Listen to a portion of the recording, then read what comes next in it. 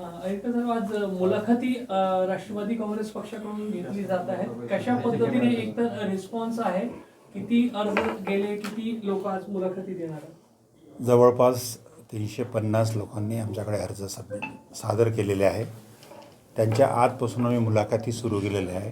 त्यामध्ये आम्हाला आमची तयारी जी आहे 151मध्ये आम्ही करतो आहे. नागपूरचे 151 उमेदवार आम्हाला द्यायचे आहे. कालच्या आमच्या मुंबईच्या सभेमध्ये आमचे कार्याध्यक्ष शिवणकर होते, पांडे मॅडम होत्या. त्या ठिकाणी आमच्या प्रांताध्यक्षांनी सांगितलं की महायुतीमध्ये आपण आहो, युतीशी आपण चर्चा करू.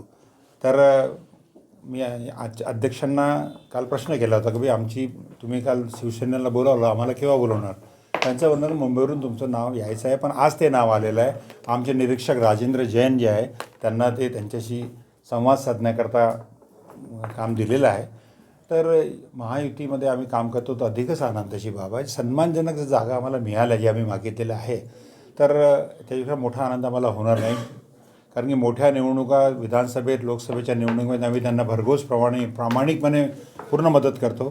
तर आमची इच्छा आहे की या निवडणुकीमध्ये आमच्या लोकांना त्यांनी न्याय द्यावा अशी आमची विनंती आहे. सन्मानजनक जागा म्हणजे तुमच्या नजरेतून किंवा तुमच्या पक्षाच्या नजरेतून किती? तो सन्मान म्हणजे 15% जागा, फक्त 15% जागामध्ये 20 ते 22च मागतो आहे आम्ही 151 पैकी. समजून घ्या. म्हणजे आम्ही असं खूप जास्त मागायचं आणि मग कॉम्प्रोमाइज करायचं अशापेक्षा आम्ही अशा पद्धतीने आम्ही आमचा विचार करतो आहे. आता त्यानंतर त्यांचा का उत्तर येते त्यावर हे निर्भर होईल. परंतु जे काही असो, आजपासून आम्ही 151वर आमची तयारी सुरू केलेली. सर इथं मान्यवर मंडळी बसलेली आहे. आजपासून मुलाखती सुरू केलेल्या आहे. आज उद्या परवा 3 दिवसामध्ये आमच्याकडे पूर्ण एक्झॅक्टली आम्ही किती उमेदवार आमच्याकडे येतात ते आम्ही तुम्हाला कळवू. म्हणजे तुमची स्वबळाची तयारी अजूनही कायम आहे?